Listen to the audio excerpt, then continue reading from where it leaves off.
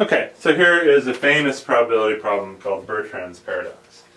It says if I take a circle and I inscribe an equilateral triangle inside of it, and now I pick a chord in the circle at random. Okay?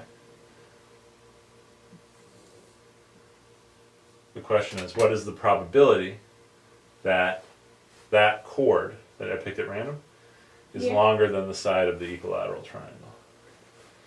Okay? So this is a strange question.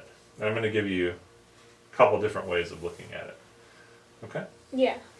All right, so it doesn't matter what the radius of the circle is and the triangle, because this is what we're talking about now, similar stuff.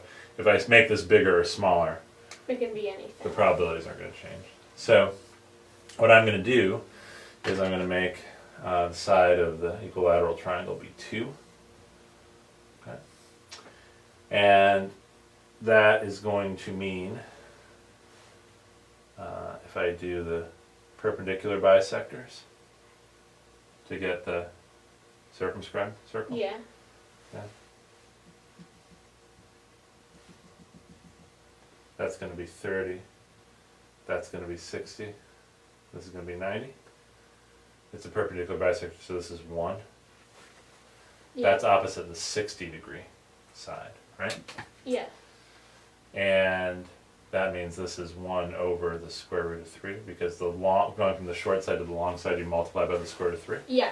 Okay, and then the hypotenuse, how do you get the hypotenuse? You double this side. Okay, so the hypotenuse, which is the radius of the circle, is 2 over the square root of 3. Okay, so the area of the big circle is 4/3 pi.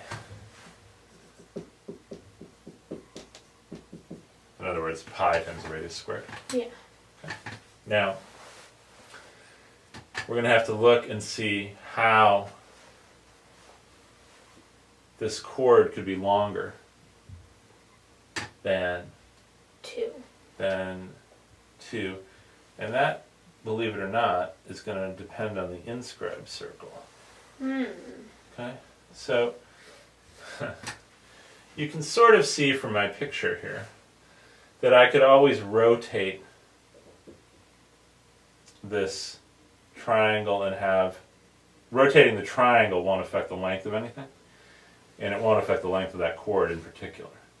And what's going to happen is if that chord ends up in this a segment up here, it's going to be shorter, right? Yeah. And if it ends up coming through the triangle like that, it's going to be longer.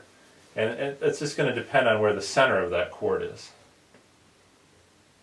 You see that? Yeah. If the center of the chord is inside the circle, which means it's going to be inside the small circle, that chord is going to be longer. And if the center of the chord is outside the circle, this circle here, it means it's going to be shorter.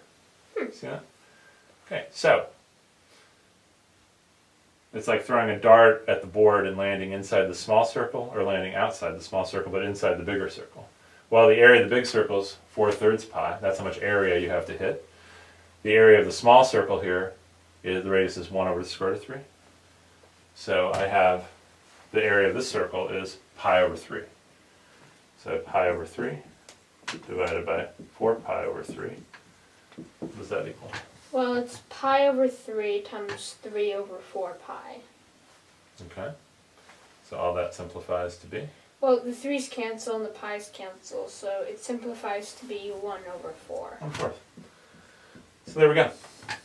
The probability that that chord is longer than the side of the equilateral triangle is 1/4. Pretty cool, right? Yeah. All right. Next problem.